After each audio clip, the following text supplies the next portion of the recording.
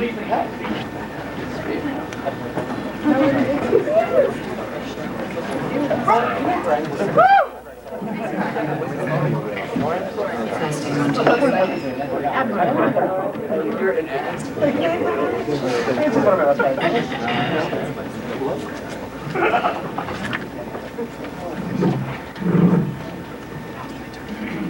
evening.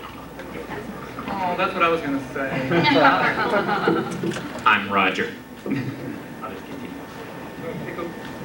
You can do your part. Fine. Take out all your wallets and put them on the floor. Not Close it. That's what it says on your paper. You were reading. Hi, my name is Rodger Streitmatter. I am a professor in the School of Communication here at American University, and am, as much as possible, moderating the session tonight. First, I want to welcome you to this event. Thank you for coming. I want to make sure that we know that this event is being sponsored by the American University Gay, Lesbian, Bisexual, Transgender, and Ally Resource Center here on campus. I also want to make sure right from the top that I acknowledge that Mindy Michaels, who is running around in the back as usual, is really the person who's the director of the center.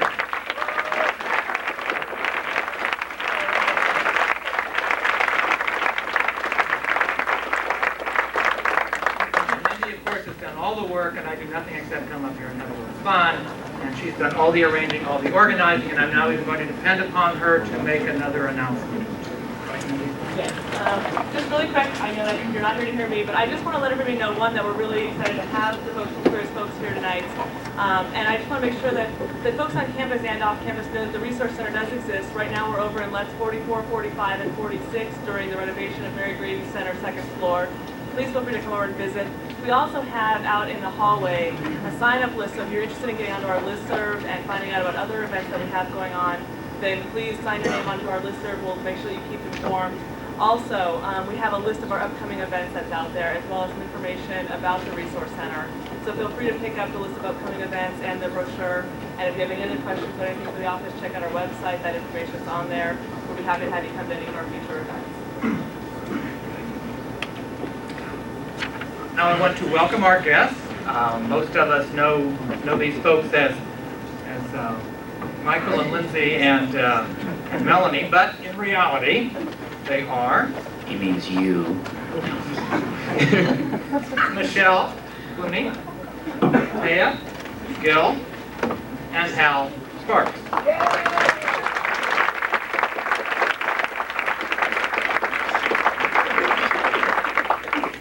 And I think we all know that the reason they are here is because they are, of course, the main characters, the characters we all watch every week on Queer as Folk. What we mainly want to do tonight, of course, is give those of you who have come here a chance to talk with the members of the cast. I get to ask the first couple questions, because I'm the moderator and I'm the professor. But after that, and very soon, you will have a chance to ask questions directly to our guests.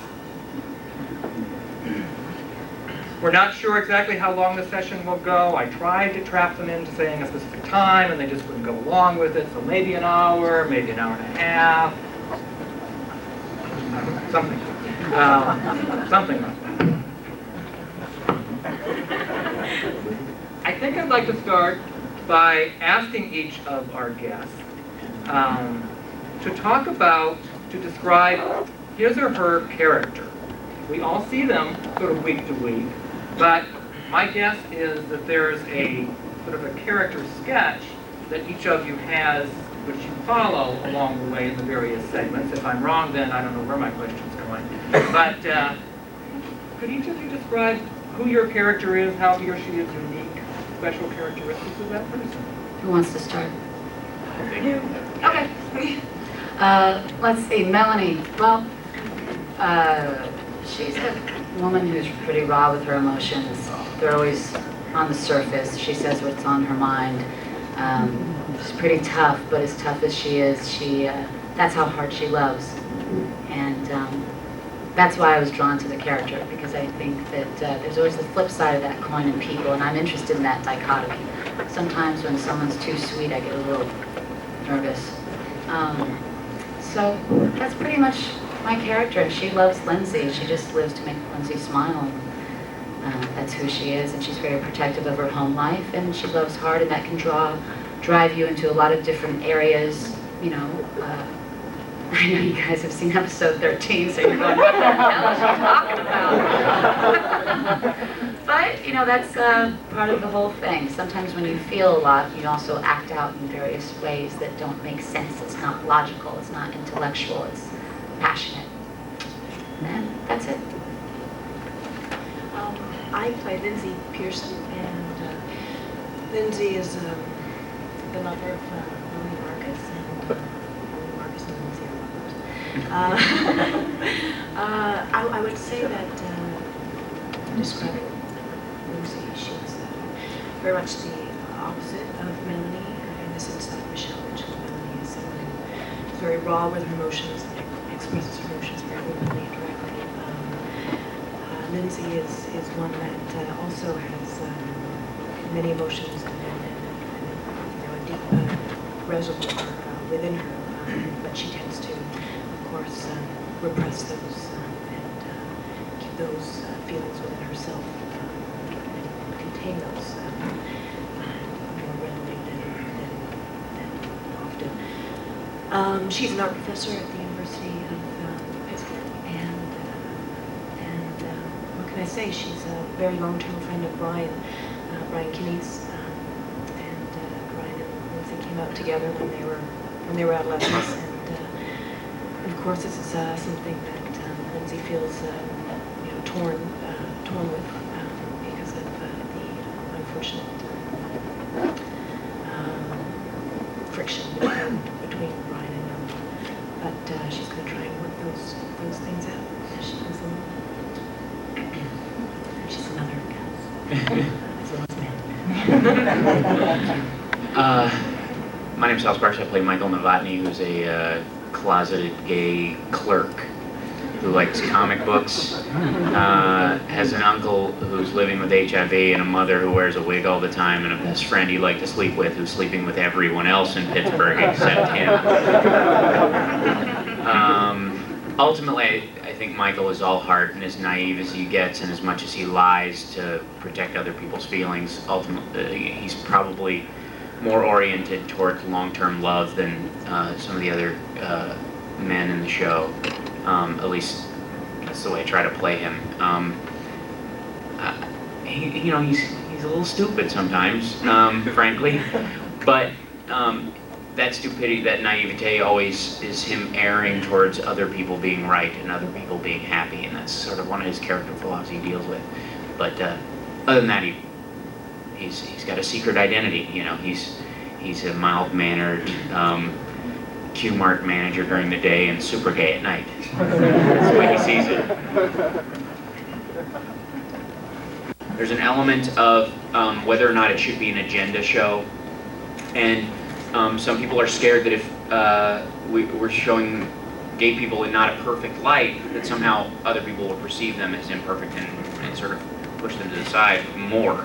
That doesn't seem to be the case, though, and it actually seems to be opening doors, but it's by showing those flaws. But yeah, we get a lot from actually within the community more so. Well, when I got the gig, my friend Art was reading the script with me, and he's like, "Honey, they're telling my life. My mother cannot see this show. These things are not for my mother." And I was like, "Baby, don't worry about it. We'll talk to her later. You know, it's not a big deal." And she's like, "But," and he's like, "Yeesh, I'm sorry." Anyway, so it was very interesting, his reaction to it. He was like, "It's fine for me to live this life, but I don't want it, you know, televised on live, you know, on TV." Ron, our executive producer, goes, people come up to me all the time and they're going, "You're telling our secrets." So, yeah. One of the nice things about the British TV show was that it was on a huge crossover view, it was on broadcast TV. Mm-hmm. Is it frustrating to be on a premium cable channel? Is it frustrating to be on don't pay cable. No, actually, I think it gives us more room. In the States, there's just no way this would ever be on broadcast TV, even if it was straight Not yet. people engaging in these activities. I think this is just an element of, the FCC rules, Yeah, Yeah. yeah. But yeah, the nice thing about broadcast in the States is that we can go further than, in the same way that The Sopranos or other shows can go further in depicting the life that they're showing. Because you choose to have it come into your home as opposed to it just being broadcast and anybody can see it. The other thing is it's aired after 10 o'clock. I really think it is for older viewers. It's not necessarily for younger people. And when they aired the pilot, we had this odd demographic spike in the 7 to 12-year-old age category for the pilot. Remember what happened in the first 8 minutes of that? So, which is good. A lot of good breakfast questions, I'm sure, the next day. But no, we'd never get on the air and be able to be as honest as we are if we were, in the States that way. Although I would think that this program is going to lead toward Yeah. that possibility. I just don't think you'll see rimming on NBC. Unless it's in the Olympics at some point.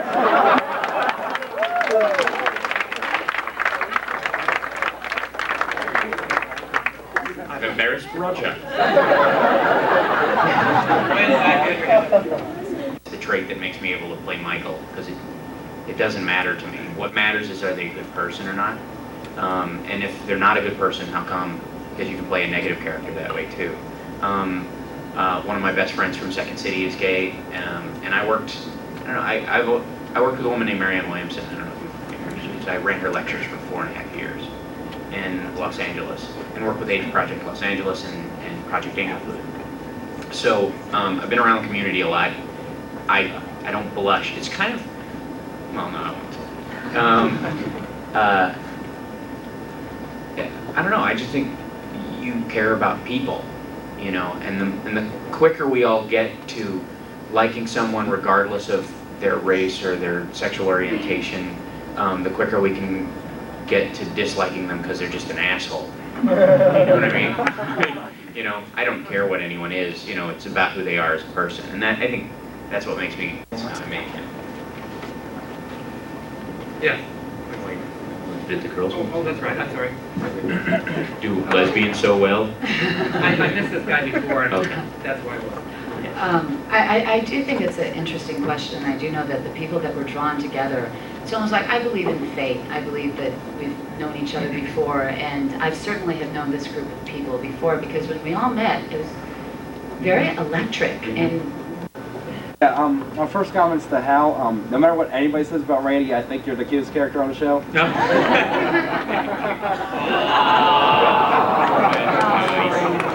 And my second comment is, considering y'all are straight and all that, how do y'all feel about the love scene? their mothers are asking their gay sons about sex now, which they've never talked about it before. Now the show's educating them. I know it's really like it educated when you me. do this, honey. I never saw two men get it on, and I'm just sitting there, when I saw the pilot, I was like, they can do it? Yeah. I never Yeah, knew that, right. you know? So I think it's an educational tool. Yeah. It's I get confidence. yeah. I was We like, showed in classrooms in grade schools. like really face to face. I had no idea. Yeah. Take a step forward. Let's see what it looks like on camera. Right there. Stop.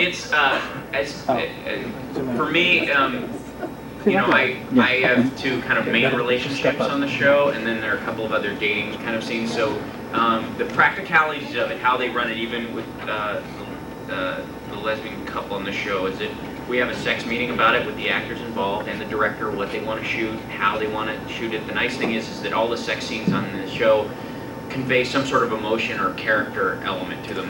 There's never, I feel, been a gratuitous sex scene on the show. Each one of them says who is who.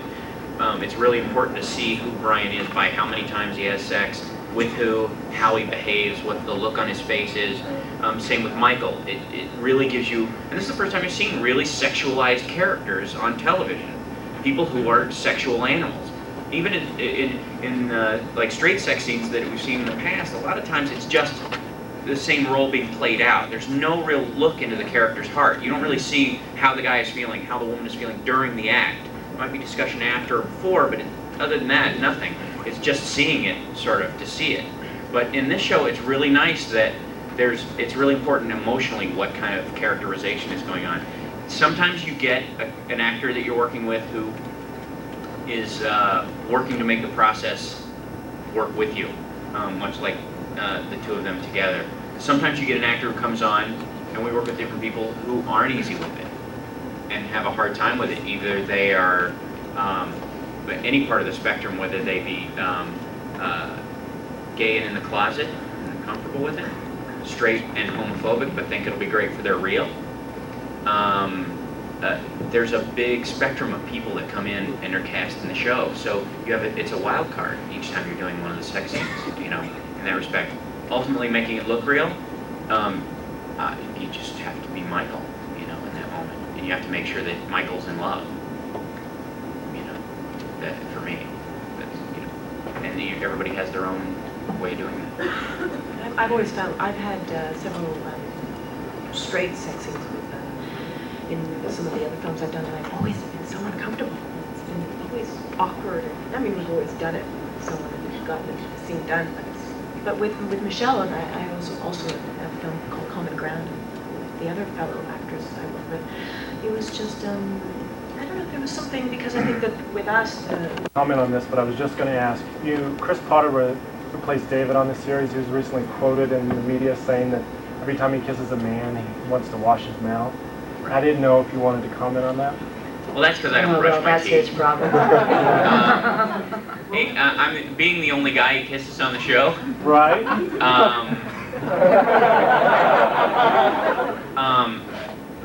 I kind of alluded. Oh, yeah, that's a good question. Next. Yeah, Over there. Look at him and I'll just Okay, record got it. And is someone going to give us a cue? Yeah. 3, 2. Can you guys have quiet? Are we saying hi? Yeah. Whatever you want. Just- Okay. Yeah, We hi. need quiet for 5 seconds. You guys hold it down. 3, 2. We're the cast of Queer as Folk, and you're watching the Gay News Network. There. Try Okay, that we'll again. do one more. Okay. We're gonna say hi first. Okay, we're saying hi Yeah. first. Okay. Taskbox needs a clapboard. Yeah, right. 3, 2, 1.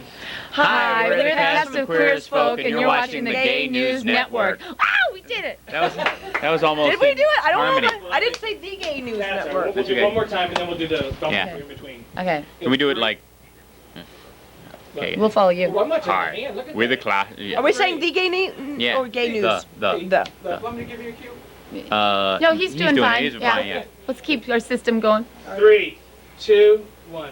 Hi, we're the cast of Queer as Folk, and you're watching the Gay News Network.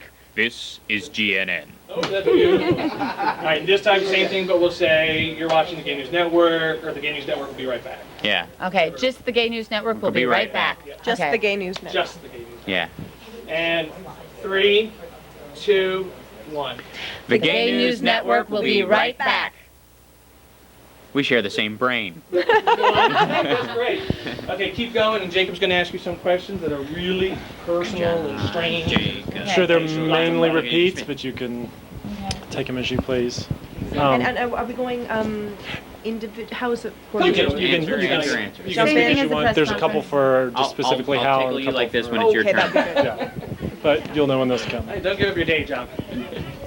You ready, Jim? This is my day job. Okay. Since you play a gay character, how do you feel when people assume that you're straight? I'm sorry. Yeah. Take 2. Pretty okay. Okay. I'm like, that happens every day. What are you Yeah, right. talking Yeah. about? Me too. Okay, And? here we go. We're just warming you up. What's the question? Sorry. The question is going to be, since you play a gay character, how do you feel when people assume, but you're straight, how do you feel when people assume you're gay? I'm flattered. Canadianese. Next. Yeah.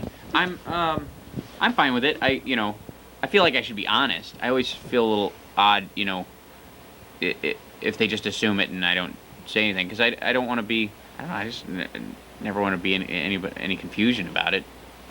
So I just tell them. But I'm never offended. Certainly, that's not a problem. Oh, geez, I mean, I think that's great. I mean, in a Her way husband thinks that all the time.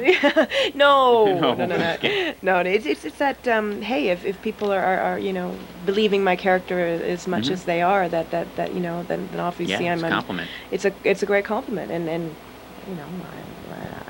I don't mind what they think of me in any sense other than hoping that they're liking what I'm doing.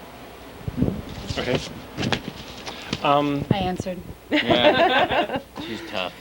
How She's did you got it. prepare for your role, the sexual scenes, and then any of the gay co-stars, did they help you out with that, or were they helpful in advice? The execs, had a lot to say with the men on the show that are straight, as far as portraying it correctly. I think, for the most part, all you have to do is look, bring up the love inside you and let that show through during the act, and that's enough. Regardless of, the rest of it's just blocking. The rest of it's just, who lies down on top of who, and that's pretty simple. And also, sex is instinctual, and if it isn't, you're probably doing it wrong. And I don't think you need many lessons on, even when you're pretending sex, it's still instinctual. We're naturally sexual creatures, and I think we come equipped with all the knowledge and instincts to fulfill that activity. Mm-hmm. It's interesting because, for me, Michael is a passive character in that respect. He's sort of the bottom in the relationship, so that's different than how I'm used to being. So it isn't necessarily as instinctual for me. But all I have to do is play his emotional context, and it comes through a lot easier. But yeah, it's different in practicalities just because of how I am versus how he is. This is for Hal. Why did you choose to start acting? Why now? And then why Queer as Folk? I've been acting since I was 16 years old. And so most people just know me from Talk Soup, so they don't know the fact that I did Equus and Brighton Beach Memoirs and and guest spots on TV shows over the years. So insofar as that, I've been acting all along. Insofar as Queer as Folk, the script was excellent and the characters were really rich, and it was a chance to do something worth doing. This opportunity wouldn't come around again in a lifetime to be this pivotal in a time in history, sir. So had to take it. As a straight man, I'm sure you get this question maybe sometimes. Has there ever been a time when you've been doing love scenes or scenes with other men on the show where chemistry has gone a little farther than what you thought or what you had expected it to have been? Feeling on your side. Oh, you mean arousal? Yeah. No. No. No. Okay. Fair enough. Yeah, no. Okay. Next. This is for you two. Since you're the only lesbian characters on the show, do you feel a certain type of pressure to represent all lesbians, or a certain type of pressure to represent all gay parents? Oh no, I mean that would be that's huge. That would be That's gigantic. That's not possible. I mean it's I have a character. I have Lindsay, and she has her specific life and her specific love for Melanie, and I try and chip away at Lindsay in every kind of way I can, bit by bit, and what's wonderful about working on a series is that you can sort of really build upon your character on a week by week basis, and every week you find something new about about your character, about my character. I find something new every week, and it's exciting and surprising that way. So no, I just hope I represent Lindsay in a real and in a deep and a profound way as I possibly can. I don't feel any responsibility towards that because the character has to spring from you. I can't play a black lesbian mother. I can't play all lesbians. I can only play Melanie's situation, who she is, and then what I bring to it. And that's the story. That's what the show is about. She's part of that show, and so, you can't have that responsibility because then it becomes mishmash and it doesn't become a specific story about anything. When your characters are in dressing or in sexy lingerie, do you feel that it's representing a lesbian image, or do you feel it's representing sometimes what would come off to be like a heterosexual fantasy? No, we don't wear lingerie on the show. I've never wore a silk teddy. In fact, I think the sexiest thing that I was dressed in was a pair of little boy's underwear and a little boy's tank. So if you have been watching the Everything you show, wear is you'll see that sexy. we will never wear anything that is heterosexual sex. We're very cautious of that, and so that has nothing to do with our show at all. Yeah, everything he wears. I have to Yeah, fight the to get record. Vaseline on my lips. We don't even wear makeup. In most of the episodes that I've watched all the episodes, you see a lot of the main gay characters going to the gym. All of them go to the gym. Do you think that was a conscious effort on the producer's part as far as gay men and gym and their body image, or do you think that was just a natural part of kind of what the community is and what people do? I think it's both. I think it's responding to a natural element in the gay community. Certainly, there's a lot of focus on body image. That's a very, not just a gay thing. That's a very male thing. Men are very visually oriented, and two men, doubly so. So yeah, there's a lot of focus on it. I think there's even, I think more room to explore that than we've gone into. The gym becomes a social as well as a physical place to be for these characters, and that's the way we use it. But it's bigger than that even, and I think we'll see more of that next year. As far as comparing the American version of Queer as Folk and the British version, I'm assuming all of you have seen it. What do you? No. Well, that First episode. That's it. first episode. I haven't seen any. When you get viewer feedback about that, is that something that you get back on viewer feedback? People say, I've seen the British version and now I've seen the American version. People feel similarities or what they feel they were expecting from the American version? Yeah, I dealt with that with Talk Soup because I followed Greg Kinnear was the first and then John Henson, and so I was coming on the show and some people said I'm totally different because my focus was just on being myself, but some people thought, hey, he's trying to be John Henson or he's trying to be Greg Kinnear, and no thought like that ever entered my mind. This I had an opportunity to avoid that entirely by not watching the show. I have not seen the British series, and I won't watch it, I don't think, until we're done, doing this show years from now. Whenever we finish up, then I'll sit down and watch it. But that was a specific choice to avoid, any comparison with me. Now, whether people like that series over ours or vice versa is kind of a moot point, because each one has its value. One is, the original, and it will always have that. Ours there's more of a story. We're doing 22 episodes where they did 10, and now we're going to do 42 ultimately, and then maybe even more. So, it's apples and oranges in that respect. Yeah. What about future plans for your career, projects other than Queer as Folk, and then how do you think appearing in Queer as Folk will affect your careers, good or bad? Well, so far so good. Yeah. I think any actress that goes from 0 to 60, I have actresses that have been working, I've been working for 8 years under the Screen Actors Guild, and I have friends that are doing major movies right now. They haven't done the press I've done. This is such a high profile show that for any actor to say this isn't a great opportunity, as long as you have the cleverness and the brains and the cycle to flip it into something positive, which if you're smart and you have the kind of attitude where, well, if they don't think I can do that role, I'll just show them. It's a very show me business. So it's been a fantastic opportunity, and I'm grateful to Showtime for getting behind this show. Actually, I want to interrupt and ask you all a quick question. I watched soap operas. If this is thought of sort of like a soap opera in as much as, there's a season, there's 22 episodes, what have you. If this thing went on for 2, 3, 4 years, General Hospital's been around like 33 years. I mean, do you think there would be a point when, if for whatever reason they were still producing this and your characters were still involved, would you finally, would you sign off after 7 episodes? I can't do it anymore. Well, I think the more important thing is that once the story is told when these people, my character in particular, grows up. Right. For Michael, his story ends when he actualizes himself, and then it becomes a sitcom. Michael as the actualized gay man interacting with the straight world. Right. Do they accept him? Do they not? And that's a good basis for humor, but not necessarily Kind of run its course. Yeah, right. So I think we're a little closer to that kind of a show. I had actually thought that maybe at some point let's say we've exhausted all the storylines for our particular characters, that they go and do Queer as Folk Reunion? Atlanta. Oh, that's a good one. And follow The real a world. different, well, sort of, but like a group of gay people in a different town.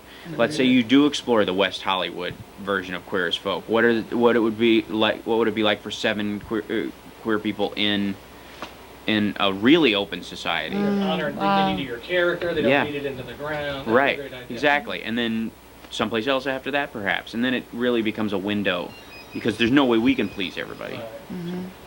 That's great. Kind of on a lighter note, are there any jokes or hijinks that go on in the on the production set, or particular people that are more offenders than the others? Yeah, it's a little hard not to have fun when you're walking around with a sock on your penis most of the time. I feel like I'm In front of Yeah. 20 people. Yeah, right. Oh yeah. Well, I mean, you're not totally nude, so you're wearing this, whatever. Anyways, yeah. I mean, there's all sorts of playing jokes. One time, Peter Page had a really hard time opening his phone on this one take. They gave him a flip phone to use, and he couldn't get his finger in to open it up. And he, like 5 times, he kept messing it up, and everybody was like laughing at him a little bit or whatever, and he was getting more and more embarrassed. And then finally, one of the grip guys snuck in and put a little stick tack in it so that it couldn't be opened at all. So one of the takes is him just like, that was very funny, and it kind of broke the tension around getting that scene done.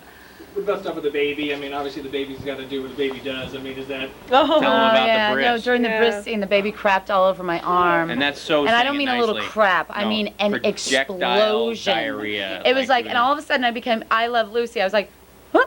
Yeah, I was right. like, and then I turned Yeah. to Taya and I passed the baby to Yeah. you, and Yeah. then there was poop It all was over like a your arm, machine. and we were just like, Yeah. and we went on with the scene because we were like, oh God, what if it's a great take? What if this is the take? You know? yeah, Mhm. yeah. No, And I think it was a great take. I think so, and they didn't use it. I Right? hope they used it after that. No, not No. after all that. Oh. No, it would have been a little distracting from the drama that was leading up to it, I think, because it was it certainly was for us. Yeah. I was out of the scene at that point, Yeah. and I was just watching from the side. So, yeah, that was pretty hilarious. Must be great to watch the dailies and like see people's eyes watering, you know. Yeah. Yeah. Sometimes we get the giggles pretty fiercely. There's a scene where Michael comes home in the pilot and he's watching this porn that Emmett gives him to masturbate because Yeah. the date didn't go well or whatever. And the voiceover of it is actually Russell Mulcahy and The director. the director of the episode, and the boom guy, Craig, doing the lines off camera, and then they redid them later. But Winnie, our script supervisor, had to read them off of a script because that's how it's done. And she got the giggles so bad she couldn't finish. She was crying. Her face She was always beet gets the red. giggles, And yeah. so she was working on So like a cute. PAX show right before this, it was like, like Little House on the Prairie type Right. stuff, and suddenly she's reading, bend over, soldier, for my physical, sir? No, target like- practice. And So- she gets the giggles. Yeah, and oh, it's the most bad. beautiful And it's thing contagious, to see. and we all fall apart. I So, love that. Yeah. Last question. What do you think about the intro? The intro music, the intro scene, how it reflects, because I think it's kind of a quirky intro, and I wonder how you think it, as far as an intro for the series and for the people and what's going on, do you... I think it's very British. Mm-hmm. Because that music is very, oi, oi, oi, oi. Very Yeah, techno, well, it's kind very- of. it's very London punk almost. Yeah, like, London punk. And then all the colors and the Yeah. cowboy hats and the silhouettes. Yeah, it's a, I don't know, And it's there's a no promise. women in It's, it. yeah. Of course, yeah. I feel like Yeah. this is just my job. This is my post as We're not in it, and it doesn't say our Melanie. names. I'm That's a always, little actor thing. Yeah. Yeah. Why don't we have any Katie Lang songs on the show? It's like I'm always like Mhm. constantly bringing this stuff up. But this is the bane Yeah. of my existence, or the bane, or whatever. Mhm. But so anyway, Yeah. it's okay. I just wish that there was some women going like, Yeah. you Yeah. know, Yeah. But I think it's because it's the one thing that no one's ever seen is this scantily clad male activity that's going on in the show. That's what the promise of an opening of a show always is about. This is what you're going to see that you don't see anywhere else. And whereas lesbian relationships have been a little more shown, at least physically, they, I think, express them more emotionally than they ever have been and tell a deeper story than we've ever seen, certainly in a series, that's no question. But as far as the physicality of a lesbian relationship, that's a little more seen. It's more, there's been a history of that. Whereas with gay men together and the nudity and the promiscuity and all that kind of side of it has never been on. So they really are, I think that's what the opening is like. This is what you're going to see when you come see the show. Stick around. And so that's what they're shooting for, I think. It would be nice, to see, I agree with Michelle, it would be nice to see, the pairs of women and that kind of stuff. I And could cut a few in there. Wouldn't take much. I'm not asking for the world. We're behind you. Yeah. We could just clip some out of like the opening of a Bond film, you know, like Or going covered Tay in and I oil could and get stuff. dressed up in little tighty whities or something. We could just be Let's like choreograph that at that. my place. Okay. Choreography. Thanks for doing the interview. Oh, you're welcome. Thank Get in you. there, nice to take a picture with you. All right. The circulation gets cut off. Just get in and go down quick. Throw it. Drop Get it. on your knees. Ah! I'll bet on your set, huh? All right, Jim, you want to get in there? Quick. Thank you. This is his favorite show, and I don't have show. I didn't mean to jump on you about the lingerie. No. I get very passionate. We're trying to do myself, okay? different questions, so you So don't you can get just sit in the same place. Everyone, let's get ready. One, take one for me. 1, 2, 3. And listen, although I'm not in poster. Okay, whenever you're ready. Okay. You ready?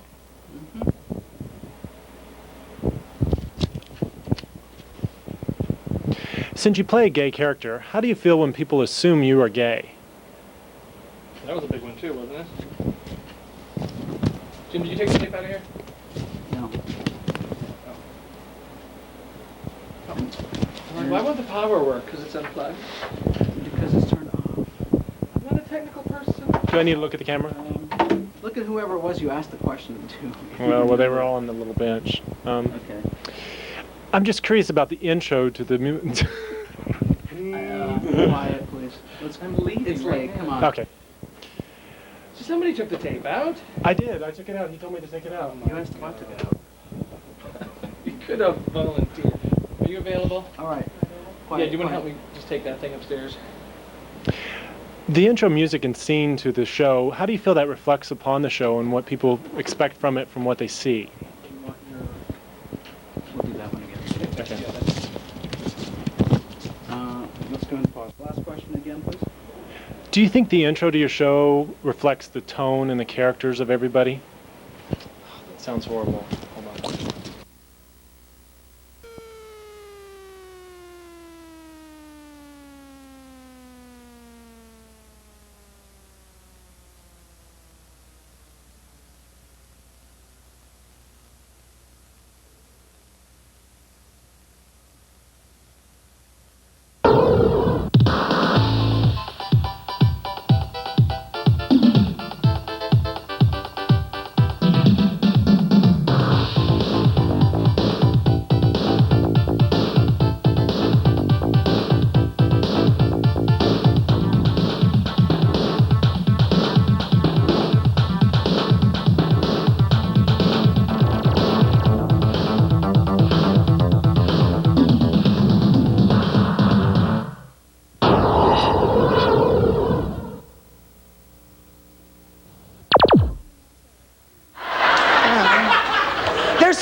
They don't want gays in the military. I remember about 3 years ago, someone came up to me and said, "Oh, Suzanne is a lesbian. You're ineligible to serve in the military." Boo, big deal. How will I live with this disappointment? Like I wanted to get up early. It's so weird. I'm thinking to myself, though, I think if they don't want us, we shouldn't go. And I think that all the gays and lesbians that are in the military should get out. Because you know we'll go to war again. And that will mean that all the straight people will have to go and fight and die for our rights. And we'll get to hang here.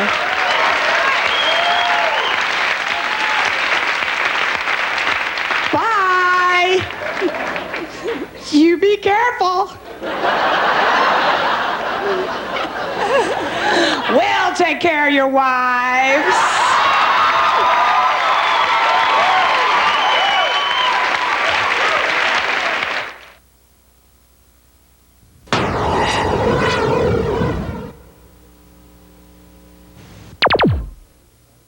Welcome to this edition of The Gay Agenda, GNN's discussion of the events and topics most important to you.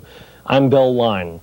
Gays and lesbians in the military. This edition of The Gay Agenda focuses on what has happened and what could happen. Correspondent Joe Liberatore reports.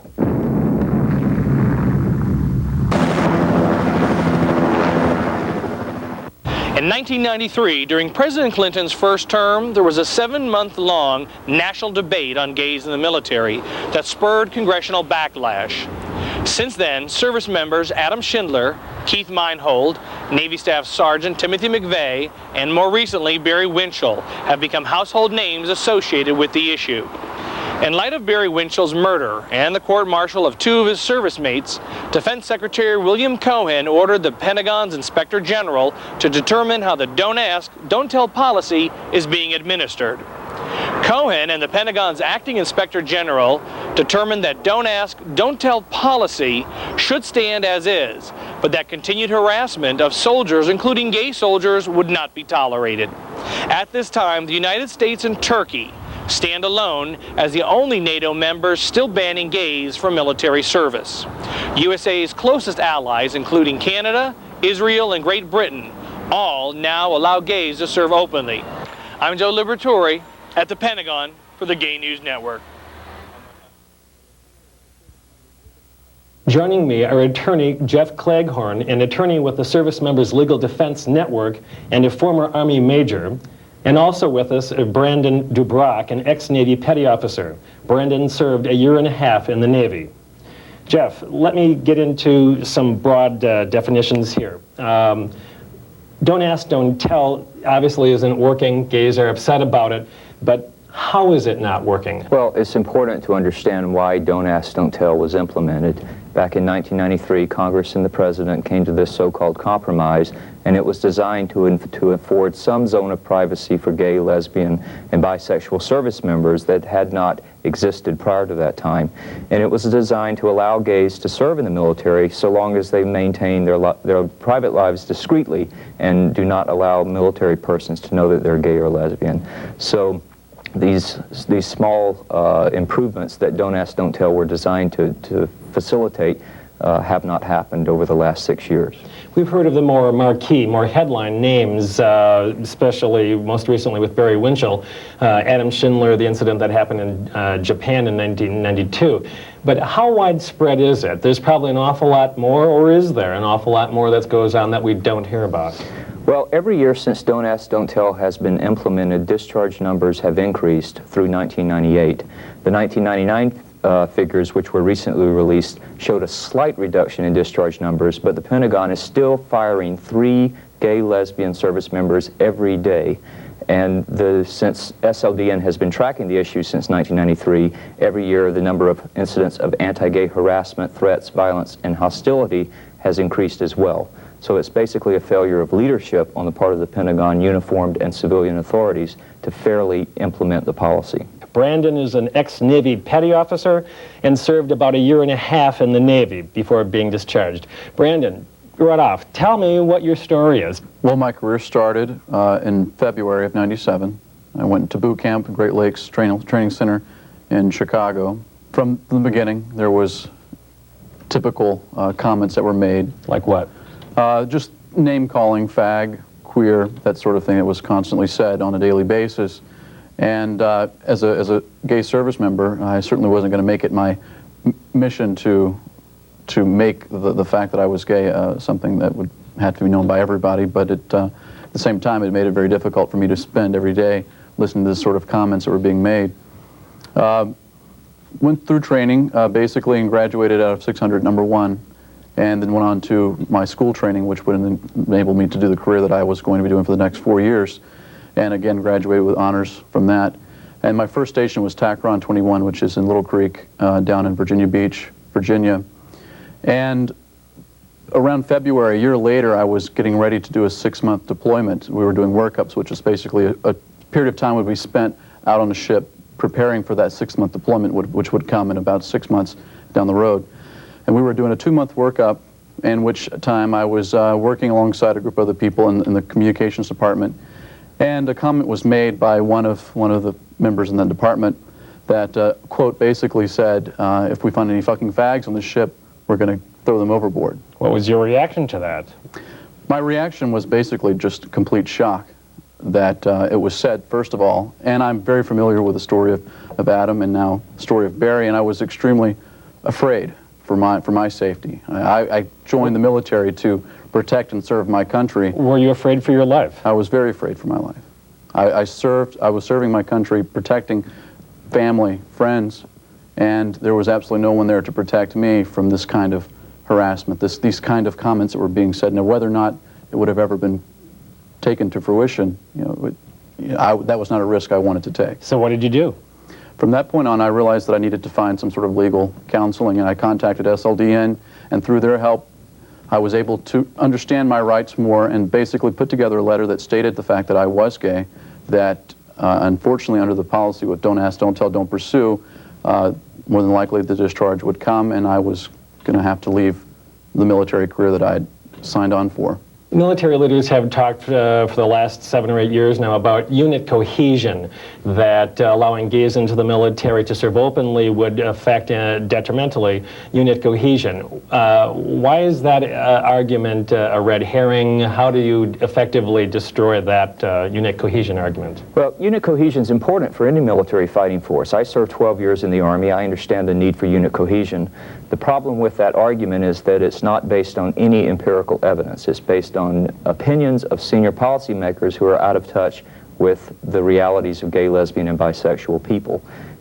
Anyone who knows gay, lesbian, bisexual service members know that they care about their country, they serve their country in the same way as straight people do, and there's no threat to unit cohesion, there's no threat to morale and discipline. In fact, the only study that I'm aware of that actually studied the issue was done by the RAND Corporation, a think tank that works closely with the Pentagon, and its results very clearly stated that gays and lesbians would not be disruptive to mission effectiveness of military forces if allowed to serve openly.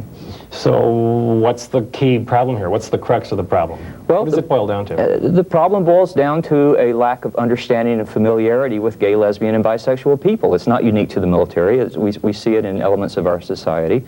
And as we see in elements of our society, when military persons meet and get to know gay and lesbian and bisexual people, their fears are alleviated, those irrational thoughts and misperceptions and stereotypes are changed, and the issue no longer is such a hot button issue for them. When you told your commanding officer, in essence, that you were gay and that you were moving toward discharge, what happened then? Well, I was called into the office, first of all, the commanding officer's office, for him to explain what the procedure would be. He told me that there would be, everything would be kept confidential, that the reports of what was being done as far as the processing out would all be kept under wraps. Basically, by the end of the day, everyone in the command knew the status of what was going on as far as the discharge was concerned, which eventually led to problems, implications with me and a chief petty officer that I worked with. How widespread would you say this is? How often did you hear names? How often might you have been called names, both by your peers but also by officers? It was a regular occurrence. It was a daily occurrence. Daily by your peers, daily by your officers? More so by peers, but during boot camp training there was comments that were made by division commanders who were in positions of authority, but were constantly making. Give me an example of what your officers said. For instance, a comment was made when we weren't performing as well in one of our physical training situations, and we were called a bunch of fags. You need to pick up the pace and get into the run. That was one comment specifically I remember that was made. But on a daily basis, comments were made, and for a service member who is gay or lesbian, it makes it very difficult for he or she to do an effective job when this kind of comments are being made. It wouldn't be tolerated in the civilian world. It certainly doesn't make it any easier in the military world. We'll be back after these messages.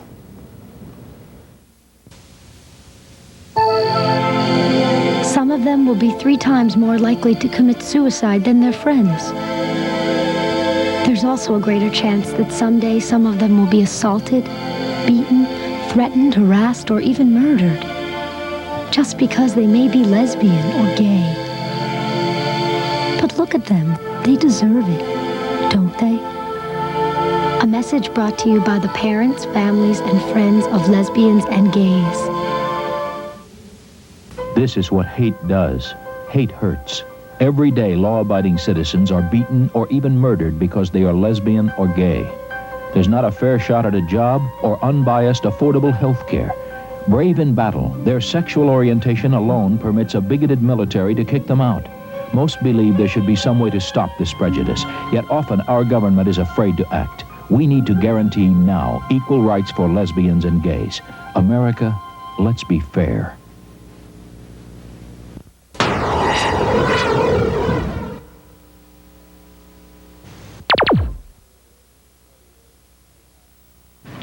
My name is David Perusa. I was in the Navy for 4 years, and on the Don't Ask, Don't Tell policy in the Navy, I thought it was a great policy. I mean, nobody asked, nobody told, and I just lived my life as I would normally.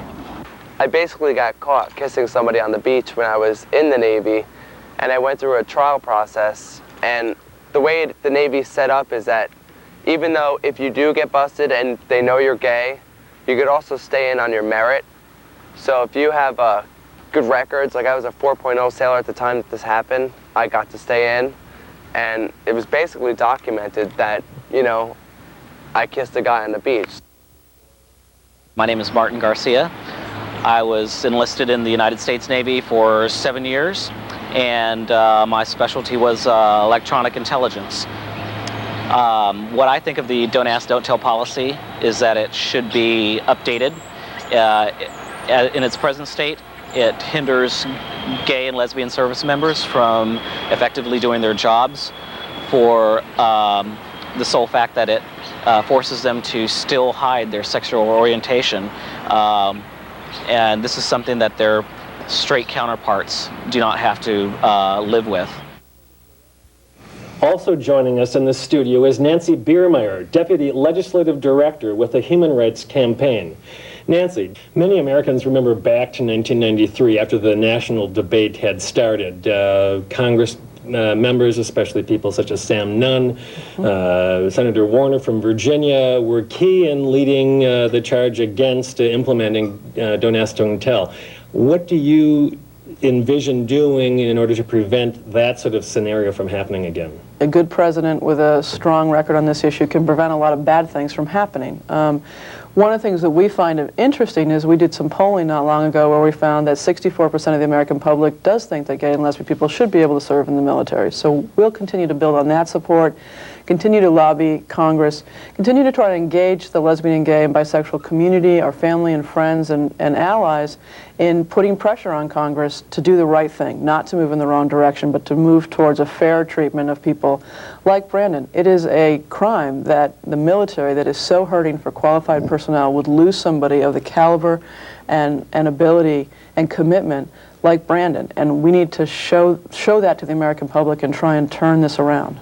Jeff, if you'd come in on this one, broadly speaking, internationally, most people are aware, I think, that the U.S. is one of the few countries in NATO, U.S. and Turkey, one of the two countries that still has a ban on service members serving openly. Recently, Britain changed its policy. Canada, a close ally, has allowed gays to serve openly for a while. Israel as well. What's the international situation, and how does that suggest the U.S. move forward? SLDN views military service as an honorable calling. Many gay and lesbian people serve honorably, but if our allies like Canada and Great Britain and Israel and many others don't have a problem with allowing their soldiers, Marines, airmen to serve honorably, there's no reason why the greatest country on earth should have a problem with that either. Tell me further, Nancy, you've been paying also attention to what Secretary Cohen would do and what his views have been. What are your plans in case Cohen's recommendations and Cohen's reports don't match up with what your and SLDN's objectives are? Well, as I mentioned earlier, there have been a lot of people on Capitol Hill who have taken a keen interest in this issue. We've worked really closely with a number of our allies to try and put pressure on Secretary Cohen and other senior military folks to make sure that they indeed implement this policy properly. And people like John Kerry from Massachusetts, he's a senator, served in Vietnam, he's been a really strong ally. Carl Levin is the ranking Democrat on the Armed Services Committee. He's a Democrat from Michigan. He will have a really key role to play as will Max Cleland, a senator from Georgia who's also a vet. He chairs this, he's the ranking on the subcommittee on personnel on the Senate side. And of course on almost all gay issues, Barney Frank is a key ally and advocate and somebody who really moves that institution along. Up to the level of President Clinton has expressed grave concern about certainly what happened to PFC Barry Winchell. I mean, it's an embarrassment to the military that something like that could be allowed to happen, and the entire campaign of gay harassment that was present at Fort Campbell in Kentucky is a blight on our military, and I think you'll hear a lot more about it, and we'll be working to make sure that those members of Congress have the opportunity to weigh in with the administration and with Secretary Cohen. Brandon, did anything happen to the peer, your peer, who said, throw, quote, throw the fucking faggot over the edge of the boat or edge of the ship? Whatever happened to that person? Well, I never reported that incident, specifically naming any names. And as far as I know, I mean, the person is still serving. Whether or not, any incidences have occurred, based on any actions that he's taken, on someone that he assumed is gay or lesbian, I don't know. But as far as I know, they're still serving. Join in here a little bit. Tell me, again, how widespread is this? These are daily occurrences. He couldn't report it. He didn't report it. Why? Had he reported it, that would have brought the spotlight to him.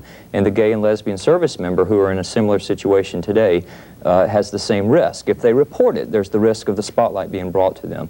That's one of the issues that we're addressing through SLDN, is to allow a mechanism within Don't Ask, Don't Tell, Don't Pursue that will allow for the reporting of anti-gay threats, violence, and harassment without the service member being at risk of becoming the target of an investigation. Brandon, how would you advise or how would you counsel any friends of yours who might be gay and who might consider going into the military now? What would you say to them? Well, actually, I have had someone approach me and ask me that question, someone who was gay, and my answer to them was, don't do it. If you want to live in fear that possibly you could lose your job, that you could possibly be discriminated against, harassed, physically harmed, then it's not for you. It's unfortunate. The Navy's core values are honor, courage, and commitment. But what I found once I was in was actually those values also included discrimination, prejudice, and sometimes even hatred. And that was a constant, reoccurring ideal that was fostered every single day by commissioned officers, by peers who were ranked myself. It was a constant occurrence daily.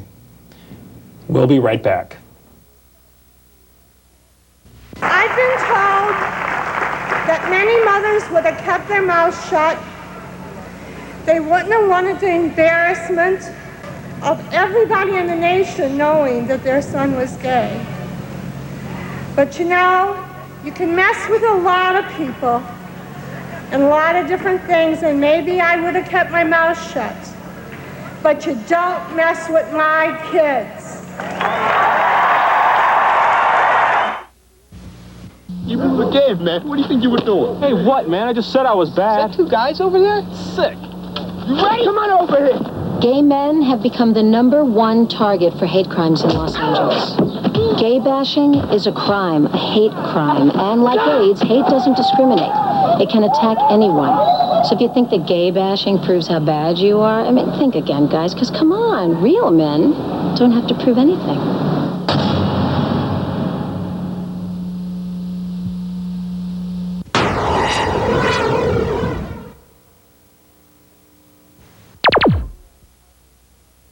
My name is Holly Landau, and I spent 10 years in the U.S. Army as an Army officer. I was decorated war veteran during Desert Storm. I actually share the same medal as my father. My father and my grandfather served in the military. My grandfather was in World War I as an immigrant here to the U.S., and he was in the Navy. My father served in the Korean conflict, and I, of course, switched branches and served in the Army. So I'm carrying on a family tradition. What I think of Don't Ask, Don't Tell is that it's blatant discrimination. My name is Ruth Westmoreland. I was in the United States Army for 5 years, active duty. The don't ask, don't tell policy did not work for me because I was asked repeatedly about my sexual orientation, and I had to lie about it to stay in the military. I was awarded the Army Achievement Medal 3 times. I have the Army Commendation Medal. I served overseas. I was on the Commandant's list when I became a non-commissioned officer, and I still had to lie about my sexual orientation. The reason I got out of the military, they lost a really good soldier. And the reason I got out of the military was because I could not take my partner to my next duty station or to overseas, or I could not have my partner covered under the same kind of coverage that the straight soldiers are covered because of the blatant discrimination. They're shooting themselves in the foot. I abide by the don't ask, don't tell, don't pursue law. If anyone asks my advice, I suggest that they contact the Service Members Legal Defense Network here in Washington, D.C., and that we are all bound by that law. And of course, there's an irony in it all, but I mean, our job is to fight that law through the courts, which is the only way to do it. And you know that when you go in, and you take the risks that go along with it if you speak out. Quick question for all three of you. What's your best guesstimate, best case scenario for how soon gays could serve openly in the military? Nancy, what do you think? I think a rosiest scenario is that you see better implementation of the policy immediately, better training, better privacy issues, and then you see the actual policy repealed halfway into a second term, so 6 years, 7 years out. What do you think, Jeff? American people are fair. Gays and lesbians are not a threat to unit cohesion. That message will come across loud and clear sooner, hopefully, rather than later. As long as it takes, SLDN's going to be there helping gay and lesbian military persons. Brandon, what do you think? How long do you think it'll take? I'd like to see something change within the next 10 years. Soon, I hope. Good. I'd like to thank our guests, and thank you for watching.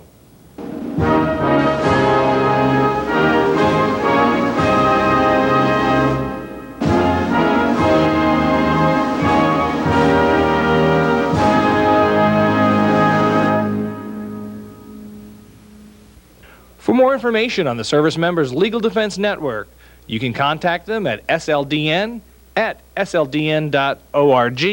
or visit their website at www.sldn.org.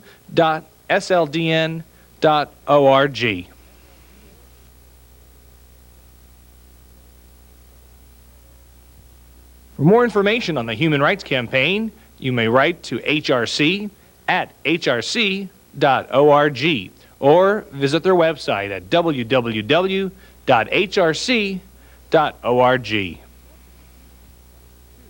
For more information on the Gay News Network, please send us an email at gnntv@aol.com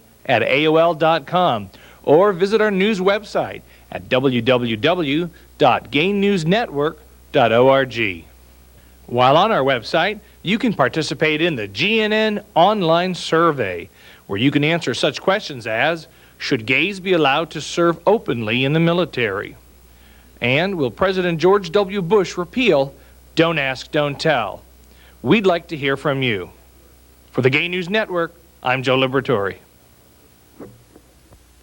I did have close friends, and I did tell them, and the close friends that I did have wanted me to sleep with them because they wanted to try being with a guy. But none of them were my type, so I didn't pursue any of them because I was just like, which, by the way, they got very offended because, they thought all us gay men just will sleep with anybody. But basically, every time I told somebody, they wanted to sleep with me, so unfortunately, I'm a little too picky. So I worked with people who knew about my sexual orientation.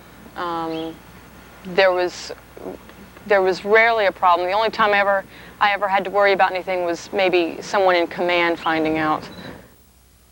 I think if somebody's sexual orientation is discovered, yet that person probably keeps it a little bit undercover or keeps it to himself,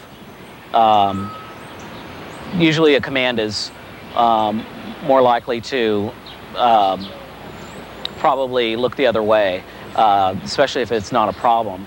However, if the service member does come out publicly about their sexual orientation, it will most definitely lead to a discharge.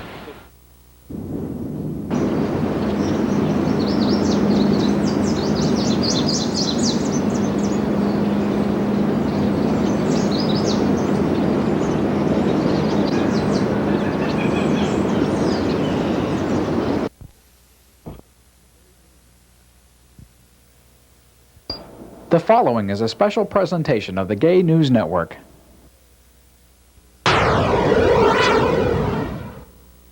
Coming up on this episode of the Gay News Network, our cameras bring you the historic events that occurred over the course of a weekend at our nation's capital during the Millennium March on Washington for gay, lesbian, bisexual, and transgendered civil rights. GNN takes you to a gay wedding of nearly 3,000 couples that occurred in front of the Lincoln Memorial. Then we visit the Pentagon for a protest of the military's Don't Ask, Don't Tell policy. Outside of the White House, activists rallied to make medical marijuana use legal. And finally, GNN's Holly Landau goes to RFK Stadium for the Equality Rocks concert and press conference. So stay tuned for this very special episode of GNN, your source for gay news from the nation's capital.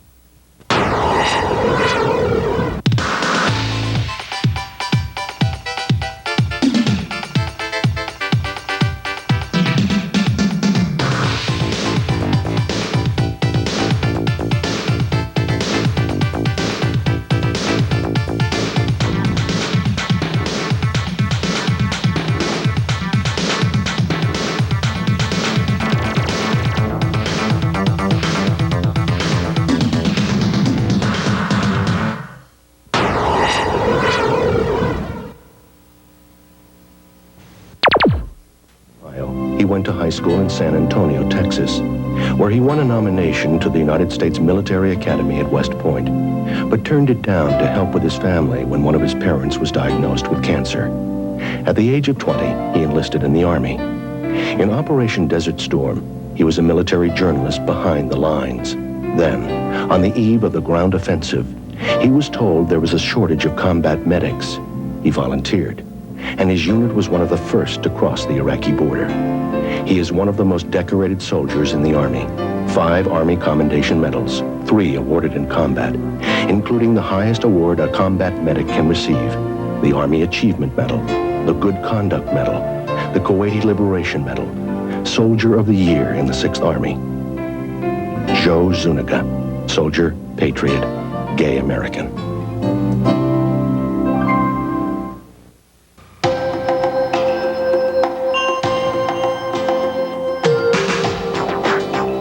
Gay and lesbian Americans, our rights, our lives are being challenged every day. As Americans, we can do something about it. Vote. If we don't vote, others will decide our future for us. Voting equals power. Power equals change. Your vote will make a difference. Come out voting. Register today.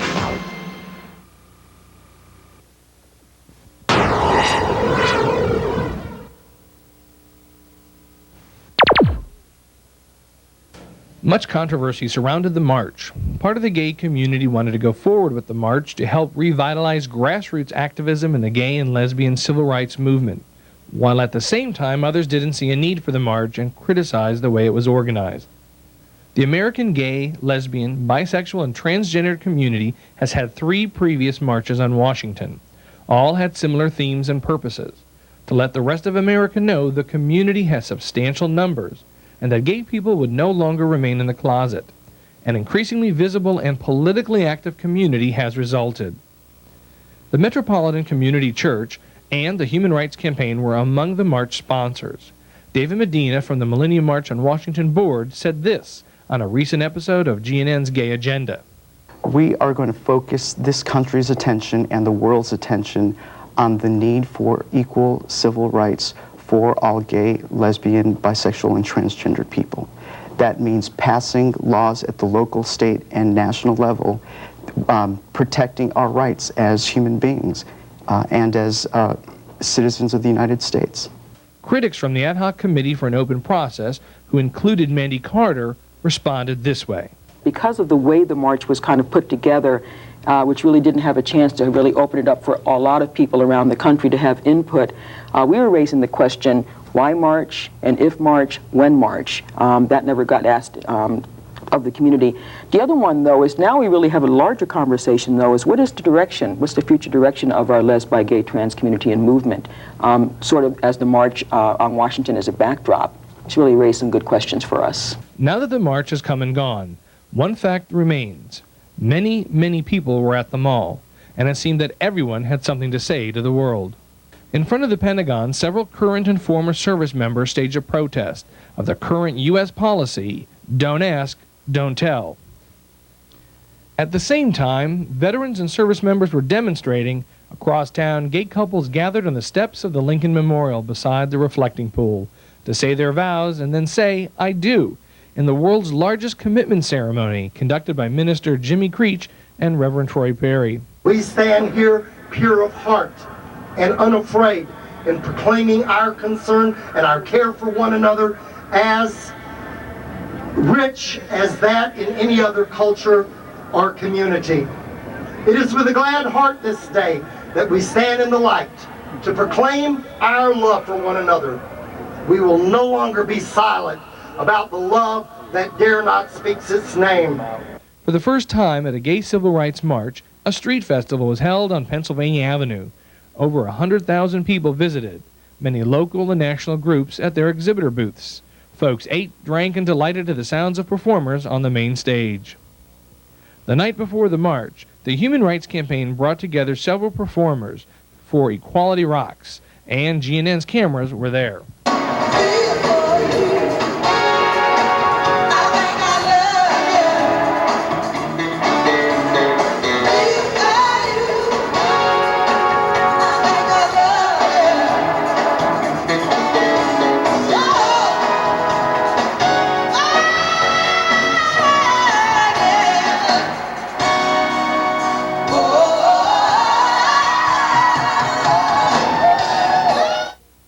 Kimberly Keese and Holly Landau attended the pre-concert press conference and found out just why so many of Hollywood's brightest stars were there to cheer, sing, and play for gay, lesbian, bisexual, and transgendered equal rights. What's so great is it's always good to go out and do charity work and go support certain causes, but this is something that is so us and it's so very personal, and it's actually kind of a celebration. Which I have a lot of fun. I'm here with friends I haven't seen in a while. We're all together. And it's also, I think it's good for the community. It's good to energize these people. These people are going to go home with just a good sense about them. And that's why I like being here. Hi, Holly Landau, Gay News Network. This question is for Katie Lang. Did you ever think that you'd grow up to be a civil rights activist? Did I ever think I would grow up? No. Never. Did you ever, were there any hints that you'd be a big civil rights activist? Well, you know what? Actually, yes, because you know what? When I grew up in a town of 650 people, there were 24 people in my school from grade 1 to grade 12. I went to not 120 in the school, but I went with the same 24 people. In grade 9, I used to draw purple spider posters and write, on Thursday is gay day, wear purple. And guess who was the only kid wearing purple? So, yeah, I was an activist from quite a few years ago. Does anybody in your family or friends think it's a little bit odd that a non-homosexual is here for a homosexual sister? I don't know. I think the question was, does anybody in my family or surroundings think it's odd that a non-homosexual is here for what you're calling a homosexual event? I think for the people that are on the inside, you might look at it that way. I'm here because it's Equality Rocks for human rights. So I'm not here for gay, I'm not here for straight, white, black. I am here that hopefully this is a step forward, that our intelligence will rise beyond the fences that we've put up ourselves by labels that we've put on our people, and someday that we'll all look and say we're human. And hopefully then, I don't think it's going to be my children, but maybe my children's children will see a day where it is true equality. Would you have a message for Governor Bush, who is actively seeking the presidential? George W. for what the hell do you think you're doing running for President Bush? Well, you know, it's an idiot.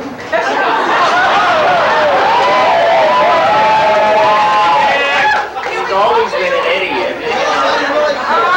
And, you know, it's a frightening thing that he's running, but that's the greatness of our land. Anyone can run for president.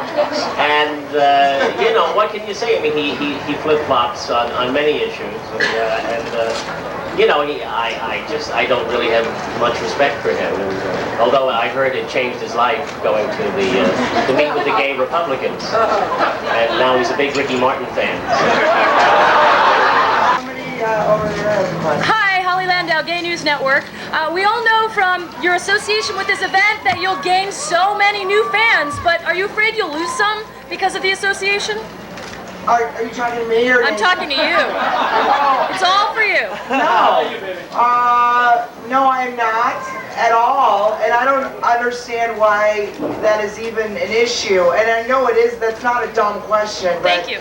Because so many people ask me that, and people when I did the human rights campaign dinner in Chicago, and I spoke there, and my sister, who's 8 months pregnant, was there, and everyone was like, "Oh my God, I didn't know she was gay. She's a lover. She's been impregnated." And my sister was like, she's a kindergarten teacher from Wisconsin, and I think it's kind of sad that, like, you know, I guess heterosexual actors and celebrities can fight for AIDS, fight for the war on AIDS, but if you fight and you're heterosexual for your friends to civil rights on any level, in gay level or in any level, all of a sudden it's shocking. And I just find that bizarre. So no, I'm not afraid at all. And if you know, if they reject me because I want equality for all people, especially for this event, I'm here for my gay friends. Then they weren't my fans to begin with.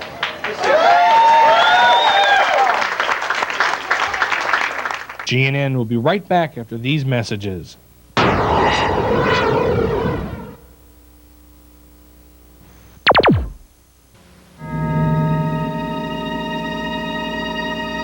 The Republican presidential candidates are so busy fighting about who can and cannot serve in the military, they may have forgotten the values we actually fight for.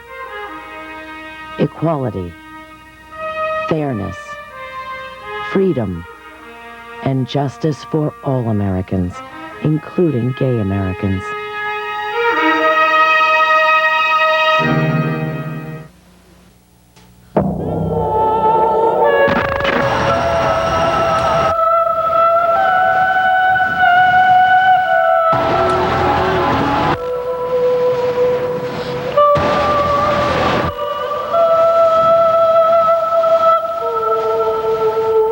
Take a stand against violence. Go to fightforyourrights.mtv.com for a free enhanced CD featuring music and insight from today's top performers, as well as an action guide filled with facts and ways you can take a stand.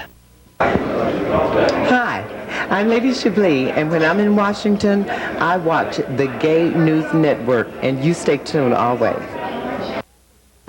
I'm Holly Landau for Gay News Network, and we're here with 40,000 of my closest friends at RFK Stadium in Washington, D.C. today for Equality Rocks. We have got a lot of support today. It's a great event. Stay tuned for a good show.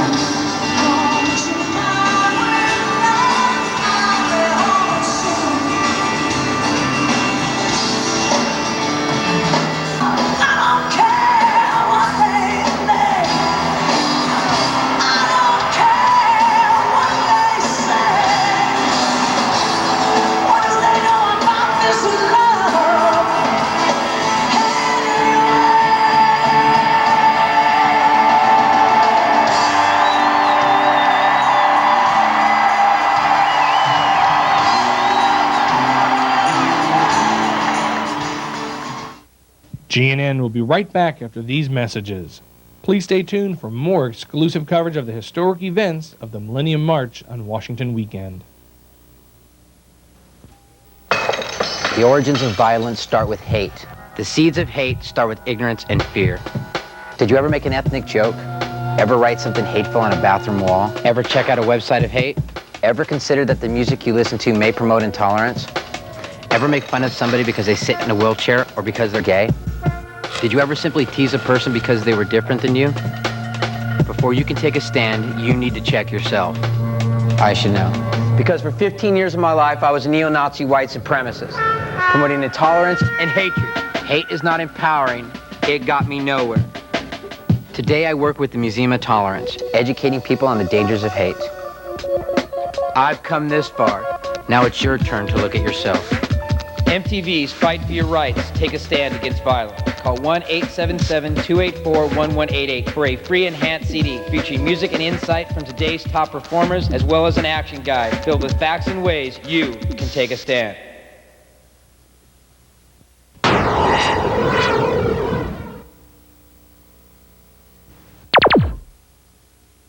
Welcome back. The estimates for the crowd of marchers that descended on the mall that weekend have ranged from between 500,000 to 850,000. One fact remains.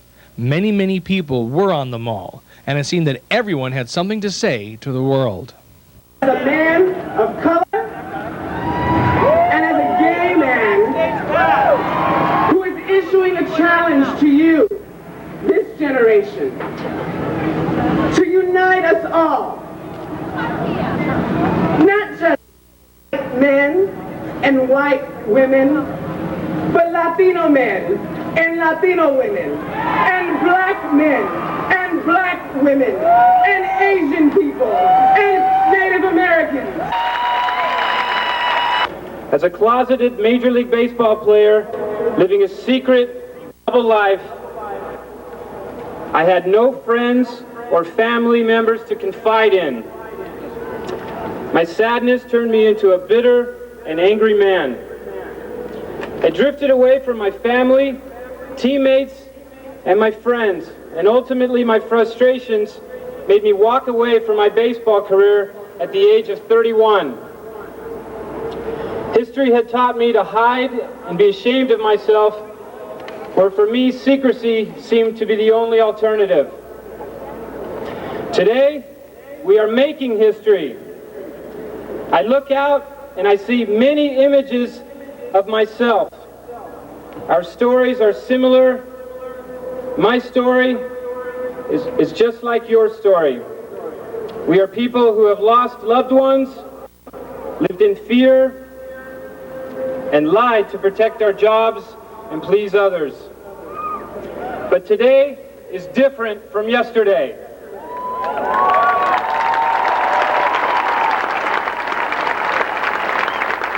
I feel like I'm back in the game, only now I'm on a new team, a great, big, beautiful team.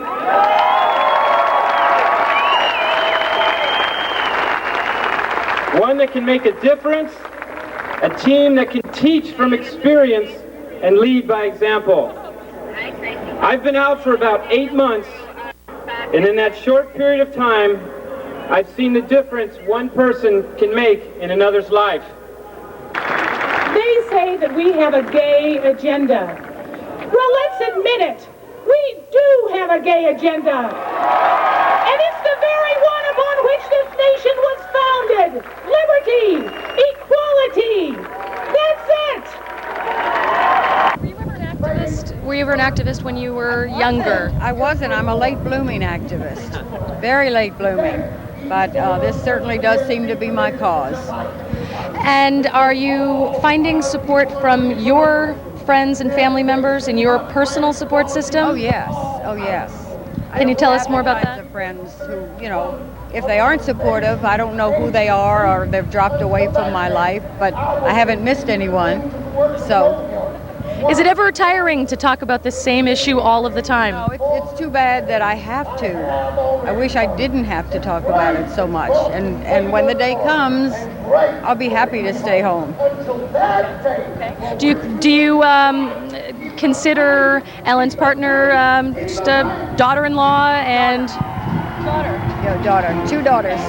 Yeah. We have a beautiful, beautiful relationship. I just treasure it. Thank you so much. How has the fact that you have a gay son affected your family life? Actually, I think it has drawn us closer together. We had 4 children, and our oldest one died of asthma. So we knew how hard it was to lose a child. And when our son came out to us, we felt that we had learned from the death of our oldest one that we certainly could not push him out of our life. Terrific. Any advice for parents helping them cope with maybe the news that their children are gay or lesbian? First of all, think about this. Your child is the same today as he or she was yesterday. You have just learned some new information, but your child is the same. Secondly, love, love, love. You obviously, with your T-shirts, which look wonderful, support your gay dad. Tell us more about how you've made the decision to be gay activists. Well, I don't really, from my perspective, there's not really a choice. This is who our family is, and we're just happy to be here with him.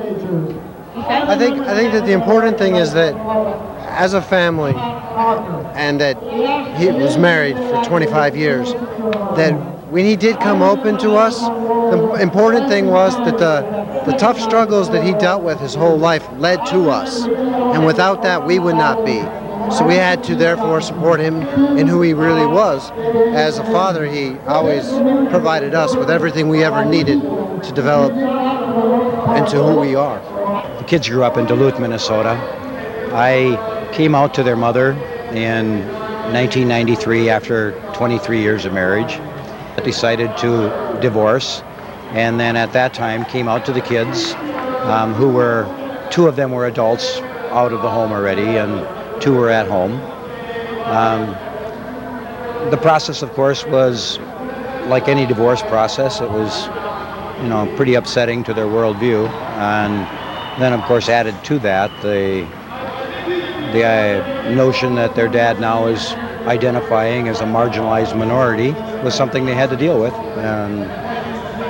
But they're, in their own ways, have all found their way to do it. Do any of you have any advice for kids in the same situation? Maybe you're used to seeing your parent, you're used to seeing your mom or your dad married to your other parent, and then after divorce they make this decision. Any advice to kids who might, after this weekend, hear the news that their parent is gay? Without a doubt. The advice is that you have to listen to your parents, because in many ways the role is now reversed, and they need your love more than anything else, and your love and understanding. They don't want to turn their backs on you. They just want to show you who they really are. Thanks for being a part of this very special Gay News Network show. To find out more about GNN or to take our survey on the effects of the Millennium March on Washington, please visit our website at www.gaynewsnetwork.org. You can email us at gaynewsnet@aol.com. For the Gay News Network, I'm Joe Liberatore.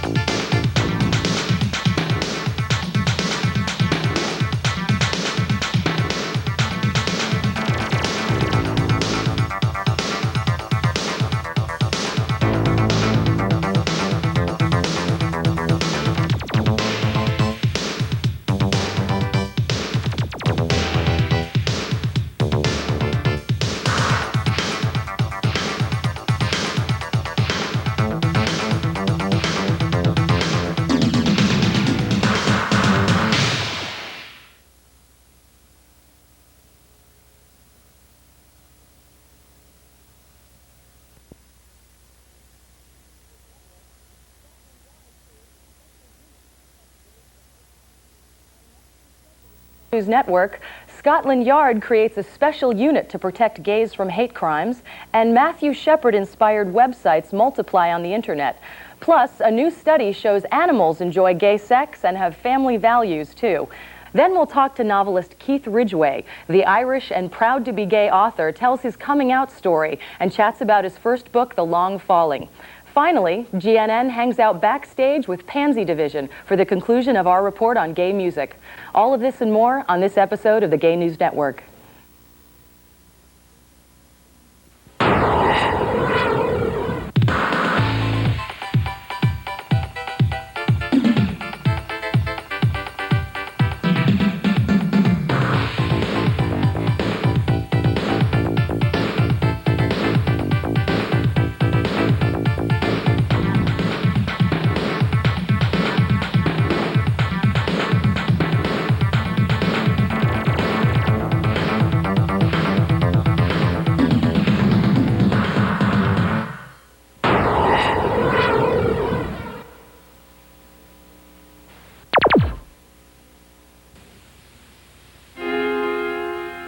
People like that make me sick. I hate the way that they look. It's perverted. You don't have to be that way. It's unnatural.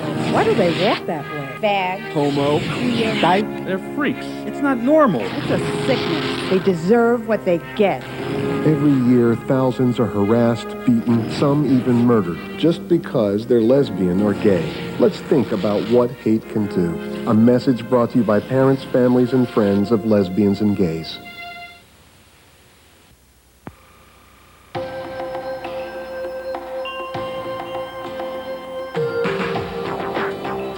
Gay and lesbian Americans, our rights, our lives are being challenged every day. As Americans, we can do something about it. Vote. If we don't vote, others will decide our future for us. Voting equals power. Power equals change. Your vote will make a difference. Come out voting. Register today. Thanks for joining us for another episode of the Gay News Network. I'm Jacob Miko, sitting in for Joe Liberatore. And I'm Holly Landau. Topping our international news headlines, the world-famous Scotland Yard has established a new unit focused on solving and preventing hate-motivated crimes against gays. The Crime Squad is a division of the recently created Racial and Violent Crimes Task Force. The former head of Scotland Yard's anti-terrorist force will lead the Gay Hate Crimes Unit. Police officials established the force after meeting with gay activists to discuss the alarming rise in anti-gay sentiment following the bombing of a gay pub in London last year. The bombing, which made headlines around the world, took the lives of 3 people. The agency that runs Canada's Blood Bank recently reversed their policy barring transsexuals from donating blood. A routine visit from a woman who had donated blood for decades as a man prompted the change. When the woman revealed that she had undergone a sex change, nurses refused to draw her blood until they could review their policy. A short time after the incident made national headlines, the donor was told that transsexuals would be allowed to donate blood. A vice president for Canadian Blood Services has determined that the sexual behavior of transsexuals is not different from that of heterosexuals and feels that it does not pose a heightened risk of transmitting a virus. However, Canadian Blood Services still does not accept blood from men who have sex with men. In Israel's Golan Heights, a gay male couple of griffon vultures have adopted, showing the world a new breed of family values. In an effort to help repopulate dwindling flocks, the birds were given the chance to raise a baby vulture. 60 years ago, Israel boasted almost 1,000 breeding pairs of griffons. Today, the population is down to nearly 70 pairs. The vultures only lay 1 egg a year, but if an egg is removed from the nest, a second is usually laid to replace it. In the past, people raised the baby vultures, but these birds often don't adjust to the wild. This time, an egg was slipped into the nest shared by the gay vultures. The surrogate couple did a fantastic job as parents, feeding the chick and teaching him to fly before he was released into the wild. Not content to spend their future as empty nesters, the gay birds are now raising a second chick. Since griffon vultures mate for life, it's likely that this pair will keep adopting for many years to come. Birds aren't the only animals known to have same-sex relationships. However, until recently, scientists rarely discussed that fact. A new book, Biological Exuberance, documents homosexuality in more than 450 species of mammals, ranging from elephants and dogs to monkeys and rhinos. Dolphins enjoy face-to-face same-sex love, while male giraffes engage in lots of same-sex necking. Anyone looking for proof of gay animals may take a self-guided tour of their own local zoo, or take a trip to the Perth Zoo in Australia. The zoo offers the Wild Sex Evening Tour each year during the West Australia Gay Pride Festival. Highlights of the walking tour include animals expressing same-sex love with their own kind of pride. Now turning our attention to national news briefs, you may recall a previous episode of GNN that featured a West Virginia gay couple's farm called Pigs a Sanctuary that took in abandoned potbelly pigs. Jim Brewer and Dale Riffle have now opened the gates of the sanctuary to a homeless herd of goats from New England. A new 55-acre dairy farm was needed to accommodate the wayward goats.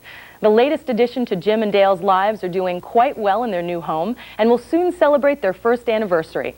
To find out how you can visit the animal sanctuary, be sure and visit GNN's website at www.gaynewsnetwork.org.